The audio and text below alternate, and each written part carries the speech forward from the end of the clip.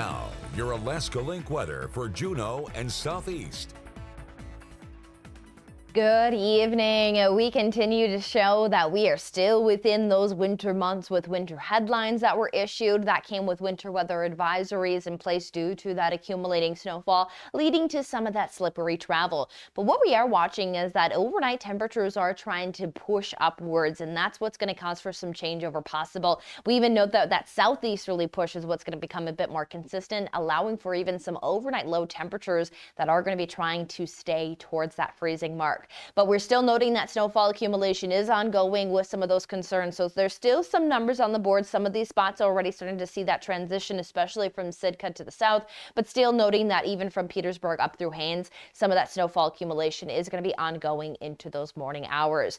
We'll look at those morning hour temperatures, though, looking to hover right around or above that freezing mark and continuing to see quick warming into Thursday that will cause that transition over to some times of that rainfall, even some spots staying with more of that heavy wet snowfall, which creates some of that more difficult travel for those morning hours. So continue to keep yourself very wary as this change is going to really continue to come gradual, as there may be some morning lows again into Friday morning that could cause for that transition back to snow before we will stay with some showery conditions into that weekend forecast. So do stay wary, especially for our farther inland areas like Haines, Juneau, down through Petersburg, where the snowfall potential is still going to be in place before that changeover happens. What we will note, though, to the south is where temperatures are getting a bit warmer. That's going to allow for some heavier times for some rain showers, and we are going to stay with an active weather pattern, and it's going to continue to toss us between times of rain and snow showers. So we're not done talking about these switchovers.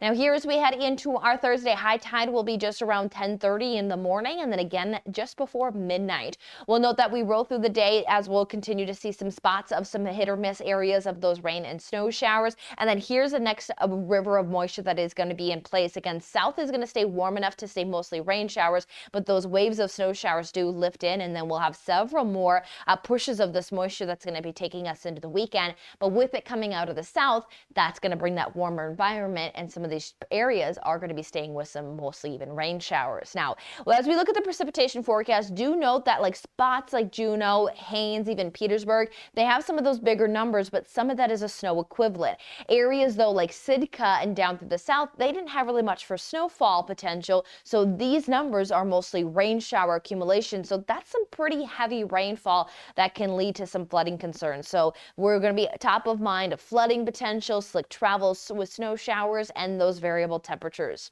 11 hours and 10 minutes of daylight is what we have. Not too much daylight on the board, but continue to note that tricky travel is going to be in place as we see that we have this active weather pattern lasting throughout the next week.